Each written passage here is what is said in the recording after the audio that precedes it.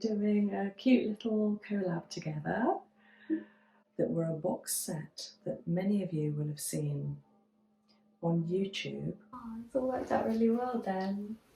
And it's really nice being able to help people. So I get lots of lovely messages from people saying that they're going through a tough time, and I don't know why, but I never used to like herbs at that stage. Oh wow. Oh. So it started more of like a hobby. What is in there? What do I love? Oh, you know deep down what the passions are. Tommy12333 says, were you surprised that ASMR has become so popular? Well, I don't know if I should be admitting this, but... Okay, hi Melissa. Hello. Hi. So thanks for coming today. We're doing a cute little collab together, which was actually suggested by Jonathan Wakefield, I believe, on both of our channels. Yeah, both of our channels. And so he introduced you to me, Yeah. and the other way around. I didn't know about you before. So it's lovely to meet you. You've travelled all the way to Worcestershire to see me. I feel privileged. Oh, thank you. And so we're doing this little collab, and today I'm going to be answering some of the questions that have come to me on my 5,000 subs little video I put out and saying I'm going to launch a little Q&A. So lovely Melissa is going to ask some of your questions on your behalf, and let's see what answers I come up with. Okay, so we'll go with the first question from Von Shan. So, what brought you to form this channel, and who or what influenced you to become a healer? Okay, so I formed the channel after having produced 3 videos back in 2000 that were a box set that many of you will have seen on YouTube, because a few years after the videos came out, someone in America put 10-minute extracts of these videos on YouTube, which was suddenly created way after videos. And obviously he wasn't allowed to do it, he didn't own the videos, but he put them on and they rocketed.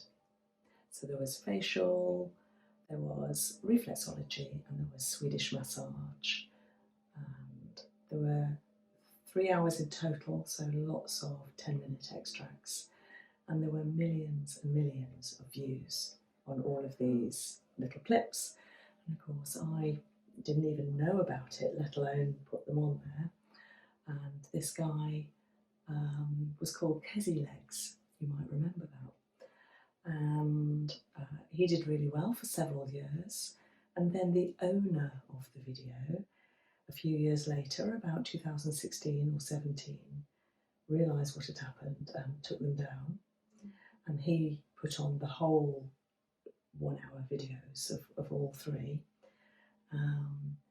And it got me thinking, maybe I could do my own thing. So I released a DVD in 2012 on therapeutic massage with essential oils.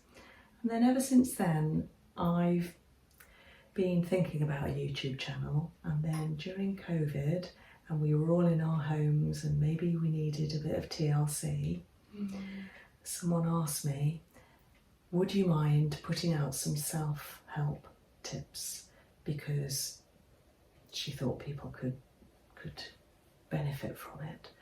So I thought, well, the only way to put it out there really is YouTube. I already had a YouTube channel from my trailer for that DVD, so boom, started putting out little self-help tips on chakras and meditation and enlightenment and a little bit of massage. And then it snowballed into a bird's eye view of the therapy room, the Boffy. Oh, it's all worked out really well then. Yeah. So that's why I did the channel. And it's really nice being able to help people. So I get lots of lovely messages from people saying that they're going through a tough time, or they're trying to calm a toddler, or they're just trying to get some sleep at night. Maybe they've got stressful lives, and the channel's helping. So it's all worthwhile. It's wonderful. Music to my ears. Oh, yeah, it's a lovely community as well. So it's so nice to be able to help people. Yeah. Okay, so the next question is from Whispering Storyteller. What did you do before therapy? So I was 28 when I changed career completely. So I went into therapy as a therapist at that stage, and before that I worked in reinsurance, which is similar to insurance. It's insuring the insurers. I worked in Cheltenham for a large company, and I was working in marketing, and it's sort of linked because I used to compile statistics in the health and life insurance industry on things like heart attack, stroke, cancer, disability, etc. And it was all quite gruesome statistics. And I used to do presentations to clients, and I'd go up to London on the train quite a lot because we had an office there near Moorfields. I loved it, but then I had my first baby and realised there was more to life, and it wasn't for me completely. And at the end of the day, I just felt I was putting one piece of paper from one place to another. And so I wanted to do something else, and I did an evening course in anatomy, physiology and Swedish massage with an amazing lady, Lucinda, and she was an inspiration. She changed my life, because from there you open the door to the sweetie shop and you just want to offer all the therapies that are out there, because you want to help your clients in any possible way. So whoever walks through my door, I want to be able to help them. Yeah. Oh, that's so lovely to hear. That's just what it makes you feel when you enter this world. Yeah. It's amazing, like where life takes you, really, to get there. Gosh. Yeah. Oh. I think this is quite similar. From JP Intero. So where did your passion for healing begin? Well, even further back, I can remember my lovely mum having a herb garden outside the back garden, at the back door, and I don't know why, but I never used to like herbs at that stage, and she'd add herbs to every meal, and then I started moaning about this, and so she'd put a little pot of dried cut up herbs in the middle of the table, and people could select their own herbs for their meal. Bless her doing that. And now I'm an aromatherapist. I use herbs every day, not only with my clients, but with at home and in the car, with friends and family. And if someone says they're poorly, it's the first thing I talk about. So it did start way back, although I was being a silly little girl and not understanding the power of herbs and essential oils back then. But then I did a massage course, just an interest one, not for a certificate, in an evening with a friend of mine in Cheltenham, with an amazing guy and called Lincoln. He was a lovely man, and he taught us how to give a massage just to your friends and family. That was the start of it. Oh, wow. Oh. So it started more of like a hobby kind of. Absolutely. Oh, wow. But I always remembered that when I then had my daughter and wanted to change my career, and I was thinking, what is in there? What do I love? What is my essence, my source? What can I give? Yeah. Mm. Oh, you know deep down what the passions are. Yeah. Oh, that's lovely. So yeah, again, quite related. How long have you been in this field then? So that's a good few years now. Yeah, so over 20 years, 24 or more years. Yeah, yeah, love it. Oh, it's always good to hear when people enjoy it. Oh gosh, you couldn't do it. You could not be a therapist if you didn't enjoy it and love it. It's got to be your passion. And as soon as a client walks through the door, like you today, you would know if I didn't enjoy my work. I mean, you'd feel the vibe. You'd see my eyes and think there isn't a sparkle there. You know, you've got to love it. Yeah. Yeah. Okay, and again, another one from JP Intro. So, do you have any problems with hands after so many years of hard work? It is quite hard work, and one of the videos I've been editing at the moment is massaging my hubby Jez, and I'm giving him a back, neck, shoulders and scalp massage. And you'll see that when I'm massaging the back, but definitely into the neck, this is a muscle here called the sternocleidomastoid muscle, and it has a big job to do. It has to hold our head up, so it's a really strong muscle, and we don't know it unless we palpate that area, but it can feel really tense. So when I was massaging his neck and had his head to the side and massaging, it can feel like a relieving pain, but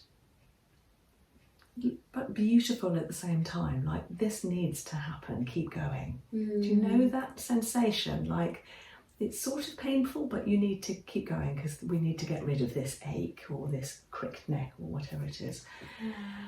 So I have to use quite a lot of strength doing that. So you can imagine my hands, and I'm very lucky that I have therapists working on me as well. So I make sure I get looked after. So I have 2 different therapies every month. I have a facial with a beautiful friend of mine, and then I have a core therapy, and she looks after everything every month as well. And a couple of years ago, unfortunately, I fell off my bike. I like road cycling, and I fell off my bike, and I tore the collateral ligament, which is just this ligament that holds the thumb to the hand. And I thought, oh no, what's this going to mean for my work as well? I worked on it myself and it got better. So I'm really lucky that it didn't affect my therapies. When I started off in therapy, and especially reflexology to the feet, you have to be quite powerful with your thumbs particularly. And the pain in my thumb, but especially in this muscle here, the thenar muscle, was so acute. I thought, I'm not going to be able to do this. But it goes. After a few days or a few weeks of carrying on doing the therapy, you just develop the strength there and that disappears. So I've just got now a natural strength in my arms, my hands and shoulders, and I don't have any pain.